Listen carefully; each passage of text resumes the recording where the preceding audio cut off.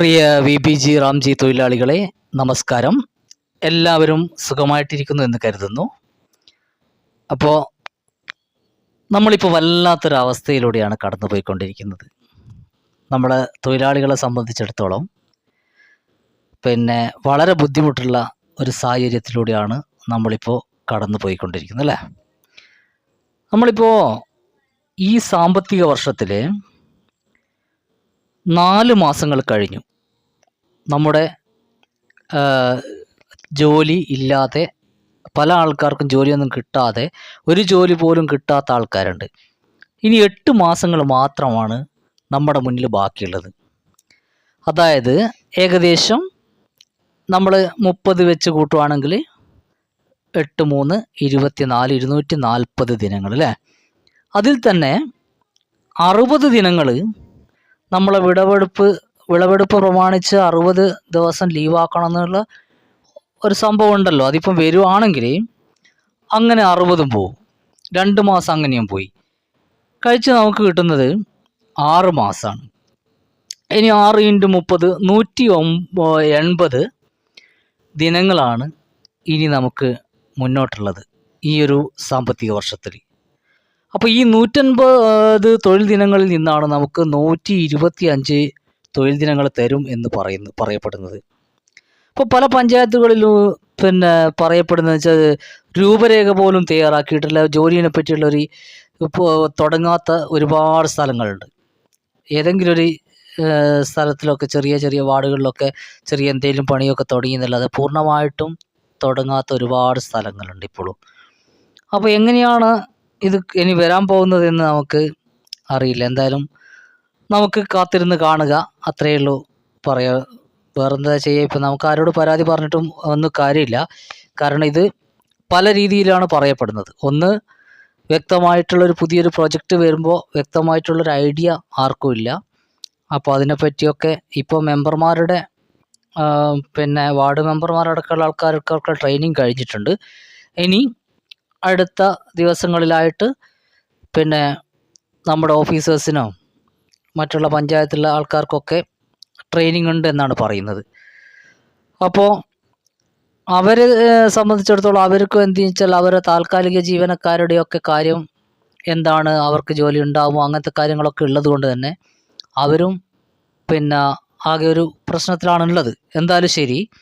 അതേപോലെ തന്നെ എന്തെന്ന് വെച്ചാൽ ഈ 318 തൊഴിൽ സംഭവങ്ങൾ അല്ലേ, 318 രീതിയിലുള്ള തൊഴിലുകൾ നമുക്ക് ചെയ്യാമെന്ന് പറഞ്ഞിട്ടുണ്ടെങ്കിലും ഇതിൻ്റെ കരട് ലിസ്റ്റ് പ്രസിദ്ധീകരിച്ച് നമ്മൾ കണ്ടു. നമുക്ക് പല പഞ്ചായത്തുകളിലും ചെയ്യാൻ പറ്റിയ ജോലികൾ കുറവാണ്. ഇതിൽ ഈ 318ൻ്റെ അകത്ത് ഒരു 3 4 5 കാര്യങ്ങളൊക്കെ പല പഞ്ചായത്തുകളിലും ചെയ്യാൻ പറ്റുന്ന രീതിയിലുള്ള സംഭവങ്ങളുള്ളൂ.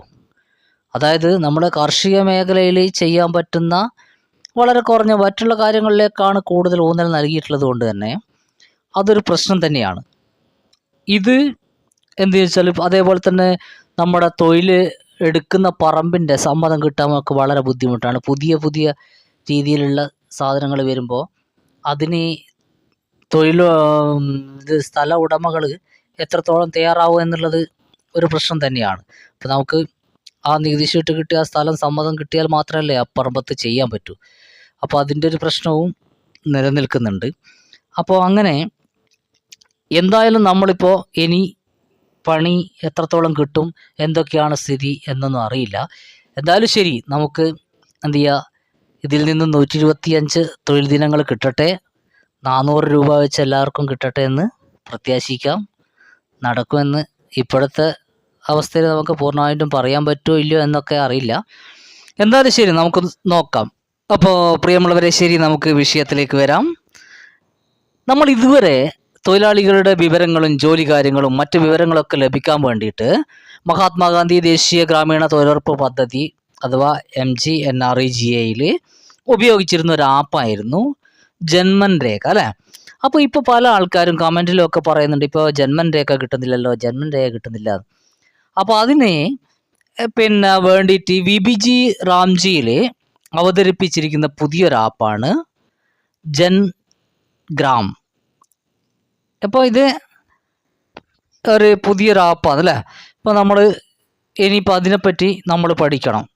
അപ്പോൾ VBG റാംജിയിൽ അവതരിപ്പിച്ചിട്ടുള്ള പുതിയ ആപ്പിൻ്റെ പേര് ജൻഗ്രാം എന്നാണ്. അപ്പോൾ ജൻഗ്രാം എങ്ങനെയാണ് ഇൻസ്റ്റാൾ ചെയ്യുന്നത്, അതെങ്ങനെ പ്രവർത്തിക്കാം, അതിലെന്തൊക്കെ വിവരങ്ങളാണ് നമുക്ക് ആവശ്യമായിട്ടുള്ളത്, ഇങ്ങനത്തെ കാര്യങ്ങളൊക്കെയാണ് നമ്മളിനി ഇന്ന് പറയാൻ പോകുന്നത്. ഓക്കെ, എല്ലാവരും സ്കിപ്പ് ചെയ്യാതെ അവസാനം വരെ ഒന്ന് കാണുക. അതോടൊപ്പം തന്നെ നമ്മുടെ ചാനൽ സബ്സ്ക്രൈബ് ചെയ്യാൻ ബാക്കിയുള്ള ആൾക്കാരൊക്കെ ഒന്ന് സബ്സ്ക്രൈബ് ചെയ്യുക. പിന്നെ ഹൈപ്പ് ചെയ്യുക. പരമാവധി ഗ്രൂപ്പുകളിലേക്കാളും മറ്റുള്ളിടത്തിലേക്കൊക്കെ ഒന്ന് ഷെയർ ചെയ്യുക. ഓക്കെ, നമുക്ക് വിഷയത്തിലേക്ക് വരാം. അപ്പോൾ നമ്മൾ ശ്രദ്ധിക്കുക. ആദ്യമായിട്ട് നമ്മൾ സാധാരണ ചെയ്യുന്നത് പോലെ തന്നെ പ്ലേ സ്റ്റോർ എടുക്കുക. പ്ലേ സ്റ്റോറിൻ്റെ അകത്ത് സെർച്ച് ബാറിൽ JANGRAM ജൻഗ്രാം എന്ന് ടൈപ്പ് ചെയ്ത് അതിൽ സെർച്ച് ചെയ്യുക. അപ്പോൾ ഇതാ കാണുന്നുണ്ടല്ലോ, VBG റാംജിയുടെ ഒക്കെ ഒരു ഐക്കണുള്ള ഒരു ചിത്രമുള്ള ജൻഗ്രാം 6.4 MB വരുന്നത്. അതിലൊന്ന് ക്ലിക്ക് ചെയ്തിട്ട് നമുക്ക് ഇൻസ്റ്റാൾ ചെയ്യാം. അപ്പോൾ ഇത് ചെയ്യുമ്പോൾ ലൊക്കേഷൻ ഓണാണോ എന്ന് നോക്കണേ. കുറേ സമയം എടുക്കും ഇതിങ്ങനെ കറങ്ങിക്കൊണ്ടിരിക്കുക. ഞാനിപ്പോൾ കട്ട് ചെയ്തിട്ടാണ് നിങ്ങൾക്ക് കാണിക്കുന്നത്. അപ്പോൾ ഒരുപാട് സമയം എടുക്കും. പിന്നെ അതിനുശേഷം ഇങ്ങനെ വന്ന് അപ്പോൾ ഇൻസ്റ്റാളേഷൻ കംപ്ലീറ്റ് ആയി കഴിഞ്ഞാൽ അത് നമുക്ക് ഓപ്പൺ ചെയ്യുന്ന രീതിയിലേക്ക് വരും. അപ്പോൾ ഓപ്പണിൽ ക്ലിക്ക് ചെയ്യുക. നമ്മുടെ സോഫ്റ്റ്വെയർ ജൻഗ്രാം ആപ്പ് ഓപ്പൺ ആവും. അപ്പോൾ ഇങ്ങനെയുള്ളൊരു ഇൻ്റർഫേസോട് കൂടിയിട്ടാണ് നമ്മുടെ ജൻഗ്രാം ആപ്പ് ഓപ്പൺ ആകുന്നത്. അപ്പോൾ ഇതിലിവിടെ നമ്മൾ സാധാരണ കൊടുക്കുമ്പോൾ ഓൺലി ദിസ് ടൈം എന്നോ അല്ലെ വൈൽ യൂസിങ് ദിസ് ആപ്പ് എന്ന് കൊടുക്കാം. ഇവിടെ അതുപോലെ തന്നെ ഓൺലി ദിസ് ടൈം അല്ലെങ്കിൽ ഫസ്റ്റിലത്താണല്ലോ വൈൽ യൂസിങ് ദിസ് ആപ്പ്. അപ്പോൾ ഇതിലേതും കൊടുക്കുക. ഓൺലി ദിസ് ടൈം കൊടുത്തിട്ട് ഇത് ലൊക്കേഷൻ ഓണാക്കാത്ത കൊണ്ടാണ് ഇങ്ങനൊരു ഇത് വരുന്നത്. അപ്പോൾ നിങ്ങൾ എന്ത് ചെയ്യുക, പിറകിൽ പോയിട്ട് ഒന്ന് ലൊക്കേഷൻ ഓണാക്കി കൊടുക്കുക. ലൊക്കേഷൻ ഓണാക്കാൻ ആദ്യം തന്നെ ലൊക്കേഷൻ ഓണാക്കി വെച്ചാൽ മതി, എന്നാൽ കുഴപ്പമില്ല. അപ്പോൾ ലൊക്കേഷൻ ഓണാക്കി കഴിഞ്ഞാൽ നമുക്ക് റെഡി ആയിട്ട് തന്നെ കിട്ടും. പിന്നെ ഇതിൽ കിട്ടാത്ത ആൾക്കാരുണ്ടെങ്കിൽ ഒന്ന് ചെയ്യുമ്പോൾ എന്ത് ചെയ്താൽ മതി, ഒരു പ്രാവശ്യം കൂടെ ഒന്ന് അൺഇൻസ്റ്റാൾ ആക്കിയിട്ട് ഒരു പ്രാവശ്യം ചെയ്താൽ മതി. അപ്പോൾ നമ്മൾ ലൊക്കേഷൻ ഓണാണോ നോക്കുക. ഓക്കെ ആണ്, കുഴപ്പമില്ല. പിന്നെ നമുക്ക് ചെയ്യാം. അപ്പോൾ നമ്മൾ എന്ത് ചെയ്യും, ആദ്യം വെച്ചാൽ രജിസ്ട്രേഷൻ ചെയ്യണം. അപ്പോൾ ഇവിടെ നമ്മൾ ഏതെങ്കിലും ഒന്ന് ക്ലിക്ക് ചെയ്യുമ്പോൾ ആദ്യം രജിസ്ട്രേഷൻ ചെയ്യാനാണ് പറയുക. അപ്പോൾ ഇതിൻ്റെ കൂടുതൽ വിശദാംശങ്ങളായിട്ട് ഇപ്പോൾ ഇതിൻ്റെ ലെങ്ത്ത് കൂടിപ്പോവും. അപ്പോൾ ഇതിൻ്റെ വിശദാംശങ്ങളുമായിട്ട് ഞാൻ വിചാരിച്ചാൽ അടുത്തൊരു വീഡിയോ ആയിട്ട് വരാം. പിന്നെ ഇതിൽ പറയുന്നത് നമ്മുടെ ജന്മൻ രേഖ പോലെ തന്നെ 4 ഭാഗങ്ങളായിട്ടാണ് ഇതിലുള്ളത്. അപ്പോൾ ഇതിൽ നമ്മൾ അതേപോലെ തന്നെ ക്ലിക്ക് ചെയ്യുന്ന സ്ഥലത്തൊക്കെ ഓരോന്ന് ക്ലിക്ക് ചെയ്യുമ്പോൾ അതിൻ്റേതായിട്ട് ഓപ്ഷൻ വരും. ഇത് വ്യക്തമായിട്ട് ഞാൻ എന്ത് ചെയ്യാന്ന് വെച്ചാൽ ഓരോ സംഭവം എടുത്തിട്ട് ഞാൻ നിങ്ങൾക്ക് പരിചയപ്പെടുത്തി തരാം, എന്താണ് ചെയ്യേണ്ടത്, എങ്ങനെയാണ് ചെയ്യേണ്ടതൊക്കെ. അപ്പോൾ ഇത് എല്ലാവരും എന്ത് ചെയ്യുക, പിന്നെ ആപ്പ് ഇൻസ്റ്റാൾ ചെയ്ത് വെക്കുക. ബാക്കി വിശദമായിട്ട് ഓരോ കാര്യം ഇപ്പോൾ നമ്മൾ കണ്ട ഇൻ്റർഫേസ് ഇതാണ്, സെയിം ജന്മൻ രേഖയുടെ അതേപോലെ തന്നെയാണുള്ളത്. അപ്പോൾ അതിൽ ഇതായി ഇപ്പോഴും എന്ത് ചെയ്തിട്ടുണ്ട്, 6 വന്നിട്ടുണ്ട്. അതുപോലെ തന്നെ ഓരോ സംഭവങ്ങളും ഞാൻ എടുത്തിട്ട് ഓരോന്നായിട്ട് നമുക്ക് പരിശോധിക്കാം. നമ്മുടെ തൊഴിൽ ദിനങ്ങൾ എങ്ങനെയാണ് നോക്കുന്നത്, പിന്നെ നമ്മൾ കൂലി വന്നിട്ടുണ്ടോ, കാര്യങ്ങളൊക്കെ ഇതിൽ അറിയാൻ പറ്റും.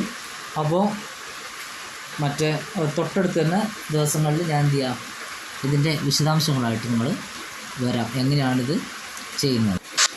അപ്പോൾ കൂടുതൽ ലെങ്ത്തുള്ള വീഡിയോ ആകുമ്പോൾ നമുക്ക് ബുദ്ധിമുട്ടായിരിക്കും. അതുകൊണ്ടാണ് ഞാനിത് 2 ഭാഗങ്ങളാക്കിയിട്ട് ചെയ്യാമെന്ന് വിചാരിച്ചത്. അതായത് വിശദമായിട്ട് നിങ്ങൾക്ക് പറഞ്ഞു തരാമെന്ന് വിചാരിച്ചിട്ടാണ്.